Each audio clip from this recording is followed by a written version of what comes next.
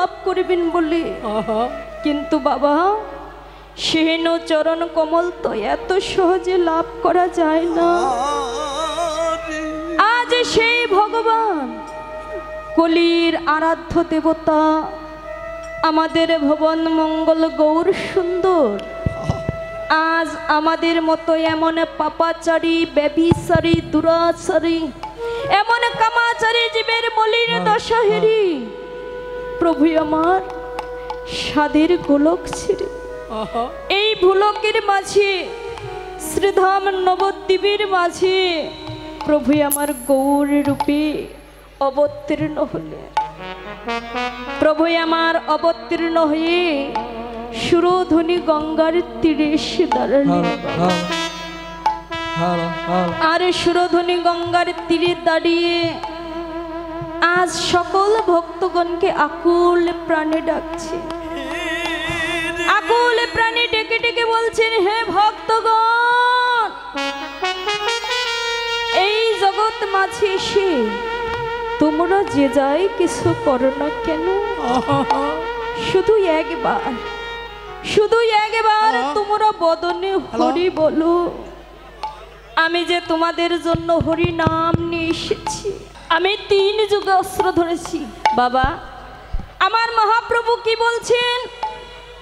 আমি 3 যুগে অস্ত্র ধরেছিলাম, 3 যুগে আমি আমার ভক্তকে বধ করেছিলাম, আর আমি অস্ত্র হাতে নাহি নেব, আর আমি আমার ভক্তকে নাহি বধ করিব।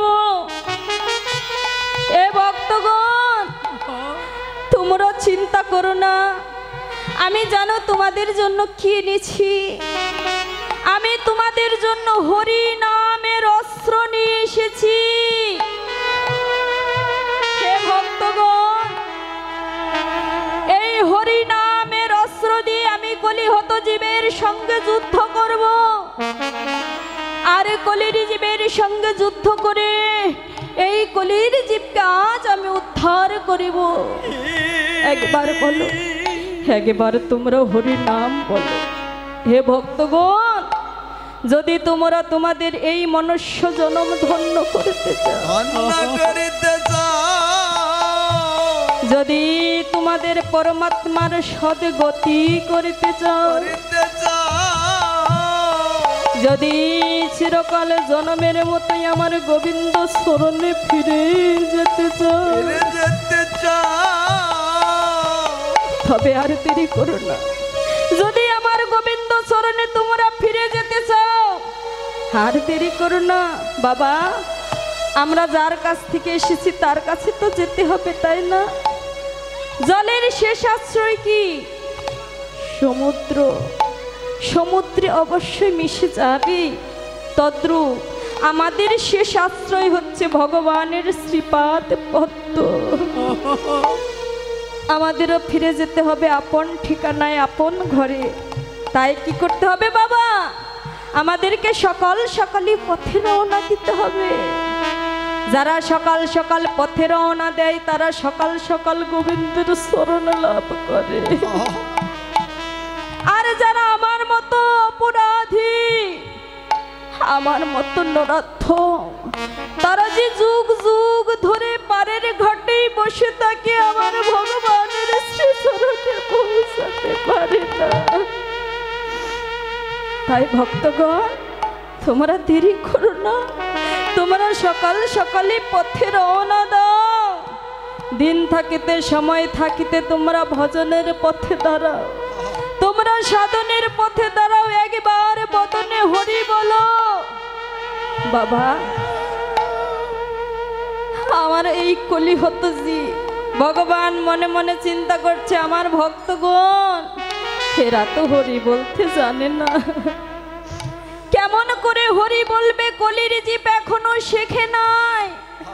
তাই মহাপ্রভু আমার চিন্তা করছেন এই কলির জীবকে হরি নাম শেখাতে হবে।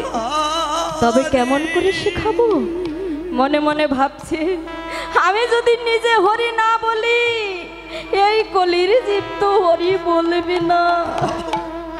আমি যদি হরি বলে ভক্তের ধুলাই গড়াগড়ি না যায়, এই কলির জীব তো ভক্তের চরণে ধুলাই হায় আমার প্রভু আজ কি করছেন? অধর হতে বৈষ্ণব পদ করতে আমার ডেকে বলছেন, হে ভক্তগণ, একবার তোমরা তাকাইয়ে দেখো না ভক্তগণ, শুধু ভক্তই ভগবানের লাগি কাঁদে না, আমার ভগবান ও ভক্তের লাগি নয়নের জলে ভেসে যায়। একবার চেয়ে দেখো ভক্তের ভগবান দোলাই গড়া গড়ে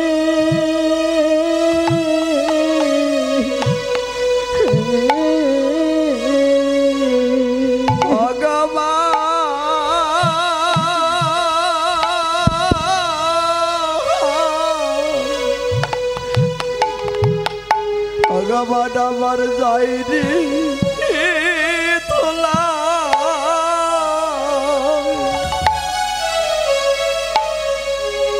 অরে গরা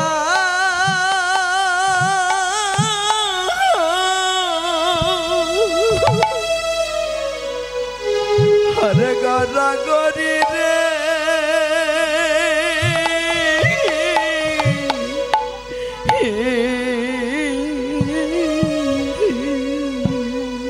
ওরে ভগবান আমার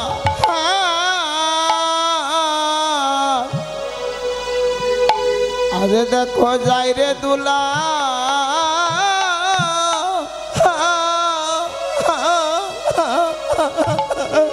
অরে গরা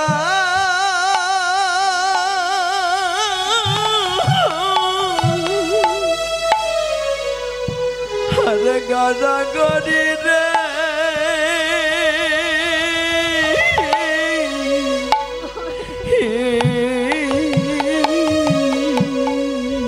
ভক্তির চরণ ধুলে চরণ ধুলি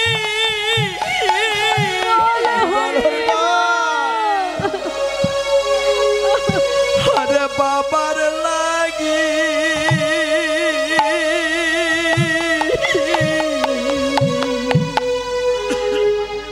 ভগবান আমার যাইনি তোলাই রে আরে গরা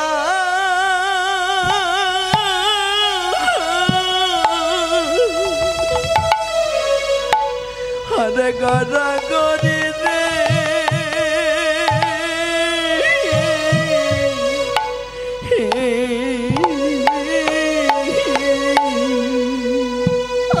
আমি আর কি পাবো? হরি বল হরি বল আর কি পাবো?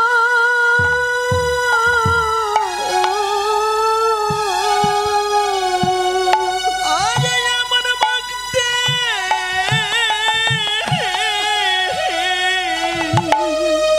ভক্তের সঙ্গ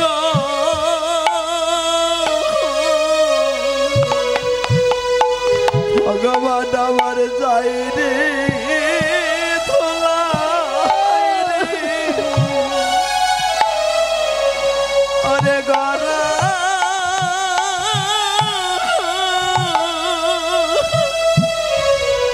অরে গরা গরি রে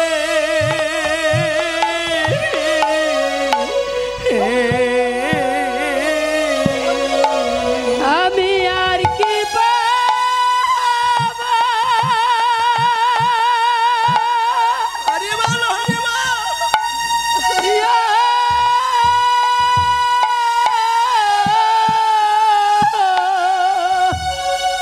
এমন ভক্তে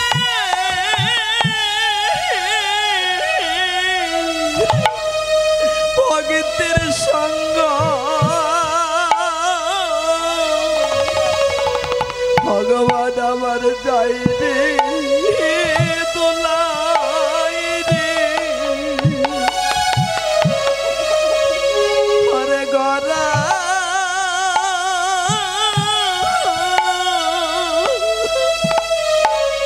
গরা গরি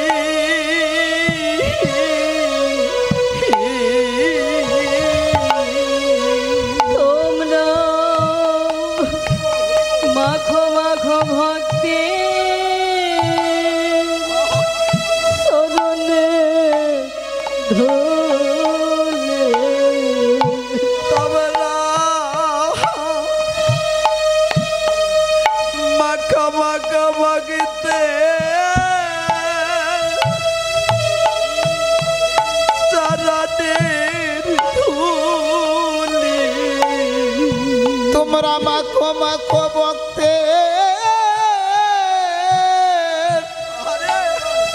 ভক্তের শরণ দলি তোমাদের আর কি ভাগ্যে আর হয় কি পরিবার। না হয়। একবার মাখো মাখো বগিতে চরণের ধুলি। ওরে তোমাদের আর কি বাকি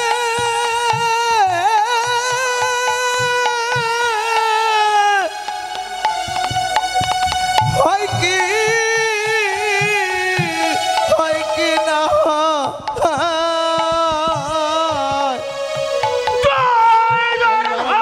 মাখো মাখো ভক্তে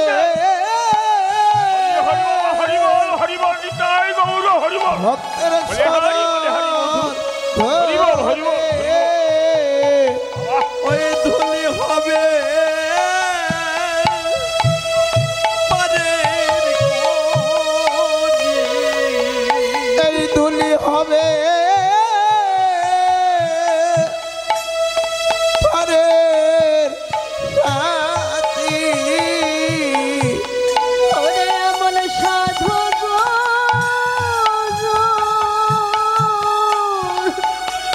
তোর মন পাওয়া আমাদের আর কি ভাগ্যে হয় কি না হয়। এমন সাধু গুরু আর বৈষ্ণবের চরণ পাওয়া আর কি ভাগ্যে হয় কি না হয়। ওরা এমন সাধু গুরু আরে বৈষ্ণবের চরণ পাওয়া আমার আর কি ভাগ্যে হয় কি না হয়। আমাদের বড় ভাগ্য ফলে মিলেছে আমাদের আরে বড় ভাগ্য ফলে সঙ্গ মিলেছে রে। আমাদের বড় ভাগ্য ফলে সঙ্গ মিলে সেরে ওরে আর কি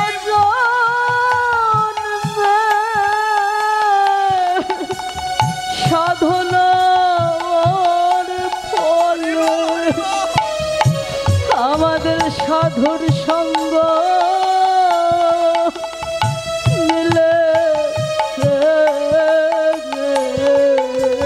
কত জন্মে ওরে সাধনার ফলে এমন সঙ্গ ভাই রে মিলেছে রে। ওরে পরজনমে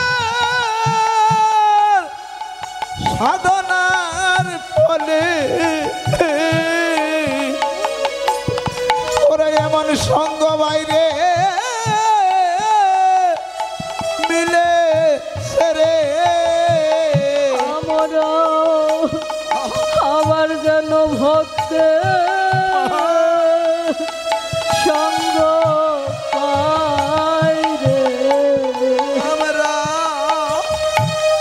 আবার যেন ভগতে সঙ্গ পাই রে। ওরে আমরা আবার জানাবো ভক্তের সঙ্গ পাই রে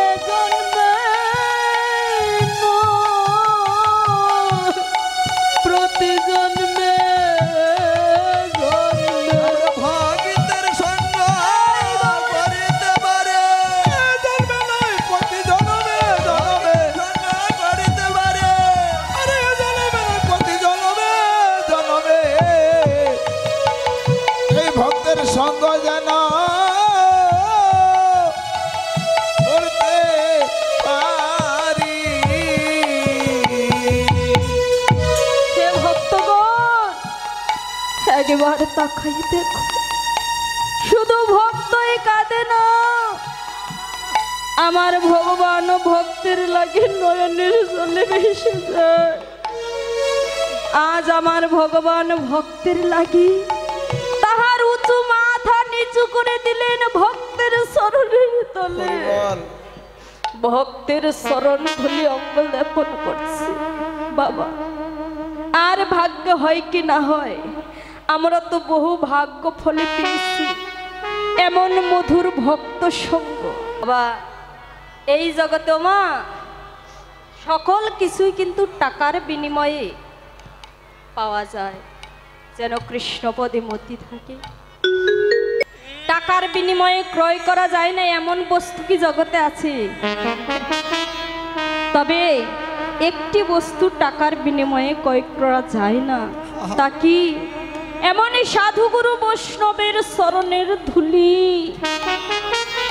তাই তত্ত্বজ্ঞ বললেন, তবে কি আমি এমন মূল্যবান বস্তু পাবো না?